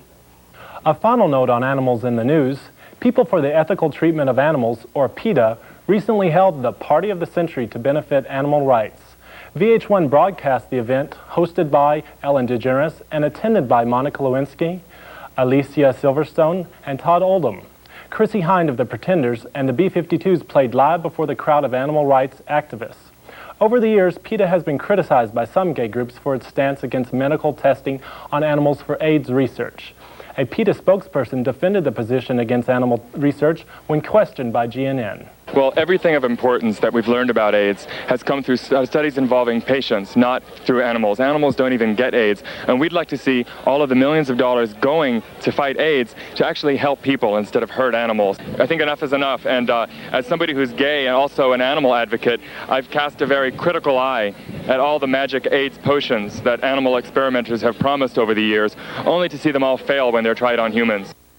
The number of websites paying tribute to Matthew Shepard continue to grow a year after his death and the conviction of his killers. From the beginning, the internet proved to be an ideal medium for people expressing their sadness and outrage over Matthew's murder. Shrewd use of the web by activists and queer nonprofit groups helped bring national attention to the crime and kept the focus on the struggle to pass hate crimes legislation. You can find selected links to Matthew Shepard homepages and video footage of the National Candlelight Vigil for Matthew by visiting our website. For the first time ever, Washington, D.C. is conducting a survey of the city's transgender population. Health officials hope that the results will provide data on health care and housing needs. The Agency for HIV/AIDS is funding the survey created by Jessica Xavier, a transgender activist. She will conduct the survey in conjunction with Transgenders Against Discrimination and Defamation and other D.C. AIDS service providers. After Philadelphia, Boston, and San Francisco, Washington is the 4th city in the nation to undertake such a survey and the first to be publicly funded. An outspoken leader in the ex-gay movement may know better than anyone what it's like to be out. Anthony Falzarano was first an out gay man, then he decided he was out of the gay community. Now it looks like he's out of a job. Falzarano headed PFOX, a self-help group for people who say they are ex-gay. He ran the group for years until it reached the brink of financial ruin. The Family Research Council, funders of the ex-gay movement, now want nothing to do with Falzarano. The FRC's TV ad campaign for the ex-gay movement was an expensive failure and brought them much public criticism.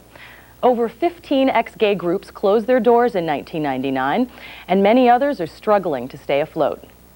And in our final news brief, experts have warned for years that the drug ecstasy posed long-term health risks. With nearly 500,000 people each weekend at gay clubs and all-night dance parties called raves, the warnings haven't stopped the recreational use of the drug. New research in the U.S. details the causes of chronic depression and memory loss by heavy users of ecstasy. Brain scans of 9 men and 5 women who used the drug routinely over 4 years show that nerves in the brain have been destroyed. As this evidence of ecstasy's harmful effects came to light, test kits for finding safer dosages of the drug have hit the dance clubs. Authorities fear the test kits give people the false sense that there is such a thing as a safer drug abuse.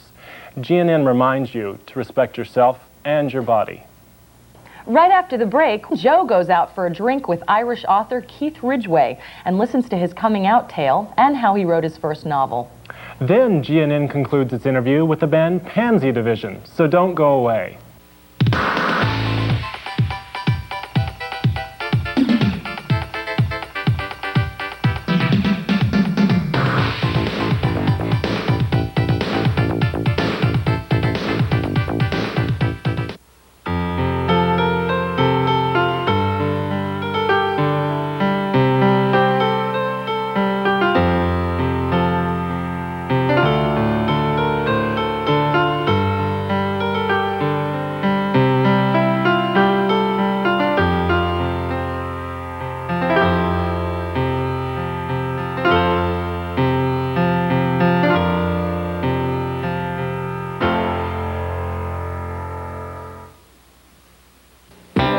My name is Betty DeGeneres, and my kid is the greatest. You know her. She's Ellen, and she's gay.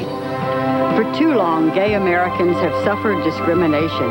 As long as our sons and daughters are excluded from the basic protection of law, we must share that burden as a family. So let's not waste one child, and let them all reach for the stars.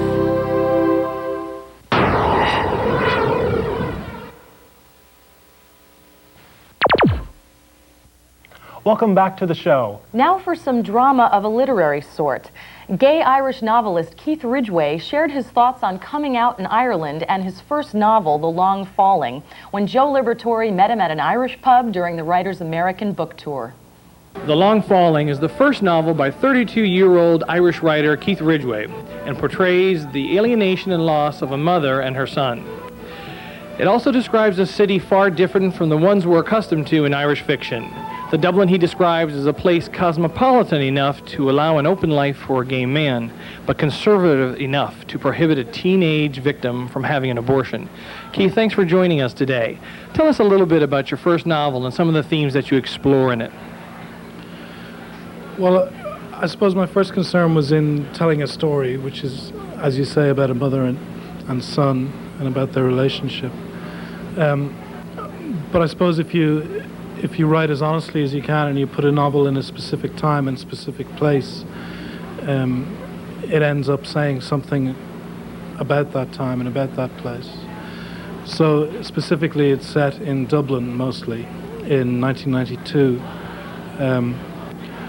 which was a very strange moment in recent Irish history when this thing called the X case happened, which was when a 14-year-old girl was injuncted from leaving the country to obtain an abortion. And it seemed to me at the time that somebody would really had to write about that, because there was a kind of a sense of national trauma, if you like, at the time. So essentially it's a story about a woman called Grace Quinn, who's born in the north of England to Irish parents, but who marries a man from County Monaghan and goes to live with him there. And the marriage kind of disintegrates over the years into a kind of a nightmare for her. And this isn't helped by Martin, the other main character in the book. He comes out to his parents at the age of about 19 or 20 and moves away and goes to live in Dublin. Grace discovers a way of escaping her situation, which she does, and she comes to live with Martin in Dublin. And the novel examines the tensions that gives rise to, and how those things are resolved or not resolved. I think it's also interesting that normally or usually death occurs at the end of a book. I think that your novel is interesting in the fact that it happens sort of earlier on the book, and we get to see what happens to the characters in the wake. Yeah, I mean, that's right. I mean, death is often the climax of a story, but actually what's more interesting, and what was more interesting to me, was what would happen afterwards, and the resonance of what happens and how it would affect people's lives, and how the ripples would move outwards, and what would happen to the characters. Keith, how is the Dublin of today different than the Dublin when you were growing up during the 70s and 80s? Dublin has kind of exploded over the last 10 years, or especially the last 5 years. There's a big economic boom going on at the moment. There's a lot of money around. There's a lot more bars, a lot more restaurants, a lot more people. There seems to be, anyway. Dublin is kind of a difficult place to negotiate now. If you go out at the weekends, you kind of have to plan your excursion very carefully, because everywhere is packed. Everyone has money. Everybody's talking on mobile phones, and which is kind of nice, but it's a very busy city now, and it can get uncomfortable at times. How old were you when you came out? I came out kind of late. I was in my early 20s, I was 21 or 22. Actually, weird things happened, because I was one of those people who kind of came out backwards. I was very... That sounds extremely interesting, let me just say that. I was a very kind of closeted teenager, and funnily enough, when I was 20, I went to New York for about 4 or 5 months. And I was 20 years old, and I was gorgeous, and I discovered the Village, and I discovered the gay scene in Manhattan, and it was like a completely new world opened up to me. But then the odd thing is I went back to Dublin and climbed very much back into the closet and stayed there for a couple of years. So I think I was 22 or 23 before I came out formally, before there were any announcements. In the novel, there's a scene where in a flashback, Martin comes out to his parents, and it's amazing the number of people that have said to me, both here in the States and in the UK and all over Ireland, that it could have been their story.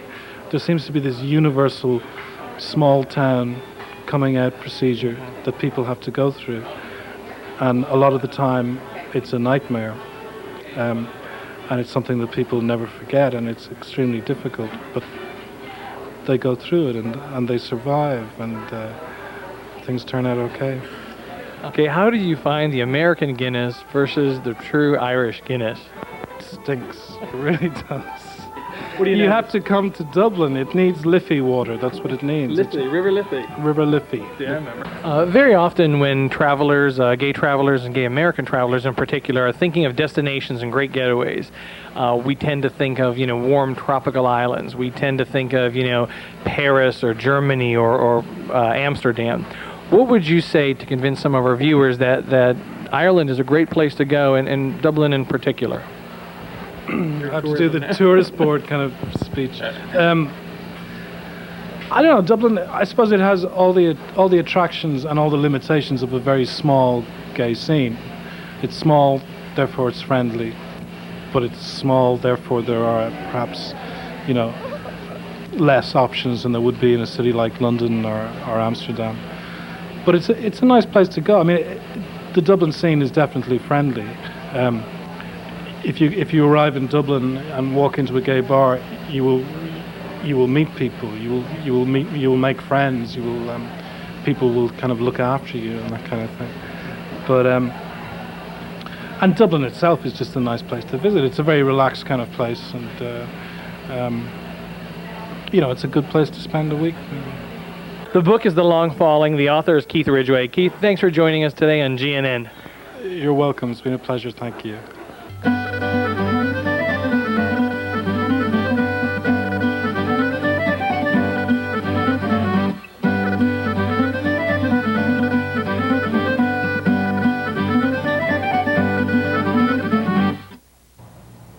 The paperback version of Keith's first book, The Long Falling, is now out, and he's currently hard at work on a collection of short stories that's expected to be released in Europe before hitting the bookshelves in the U.S.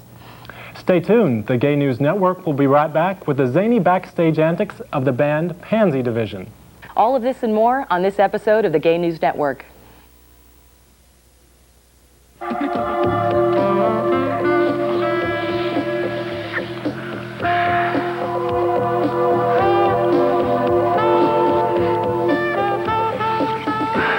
Bring it? I forgot it. Forget it. Next time, don't forget it. And every time, make it part of the relationship. A latex condom used consistently and correctly prevents the spread of HIV, the virus that causes AIDS, and may save your life. The Republican presidential candidates are so busy fighting about who can and cannot serve in the military, they may have forgotten the values we actually fight for. Equality, fairness, freedom, and justice for all Americans, including gay Americans.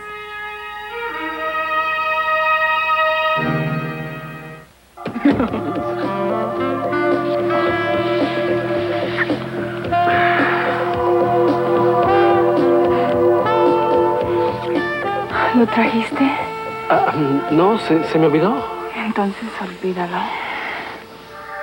Para la próxima vez, recuérdalo y siempre hazlo parte de la relación. Un condón de látex usado siempre y correctamente te protege contra el VIH, el virus que causa el SIDA, y puede salvar tu vida.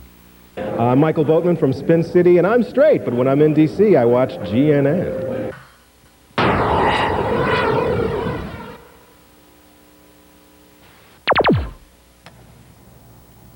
Welcome back. Now it's time for the conclusion of our two-part look at the outrageous guise of gay punk rock Pansy Division. The band opened for Green Day's tour a few years ago and have gained notoriety with songs like 9-Inch Males and Smells Like Queer Spirit.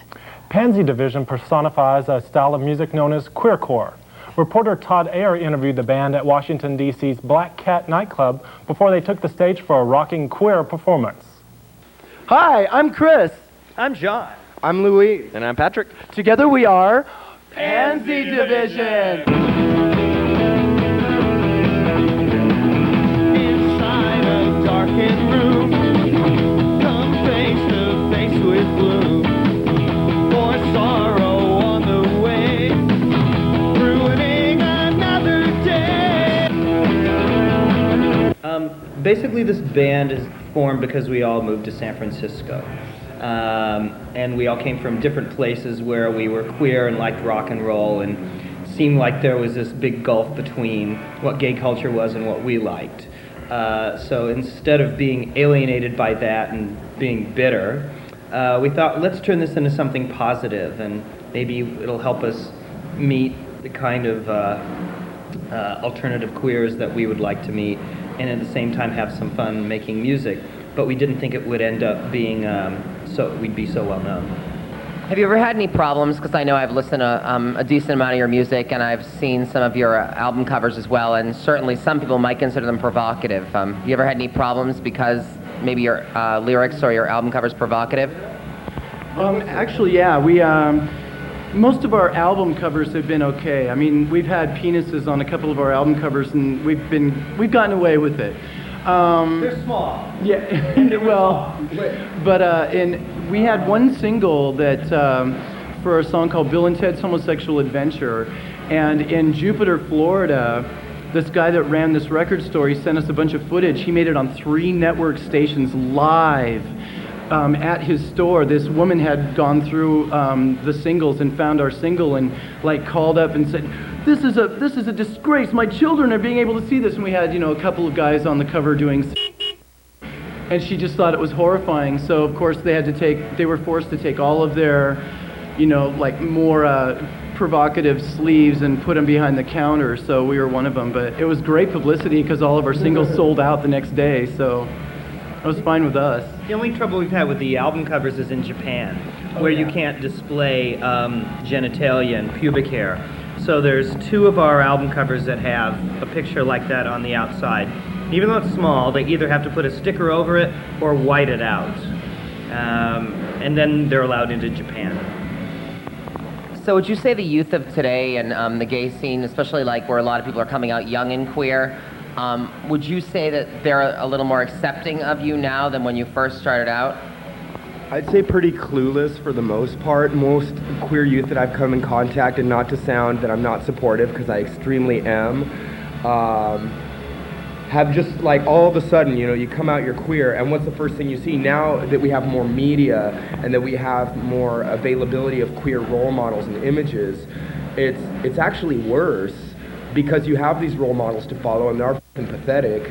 So it's actually getting worse. Pretty much, for the most part. Well, look at that magazine XY. I mean, you've got a magazine that was supposed to cater to the youth culture, and then all it shows is like kids that are buff rather than older guys that are buff. It's like, well, what is that? What 38-year-old men buy say? that magazine, not kids. The whole thing is this, though. Okay, so now you have. I was in it once, and now you've got more role models, music, TV, blah, blah, all this stuff coming out.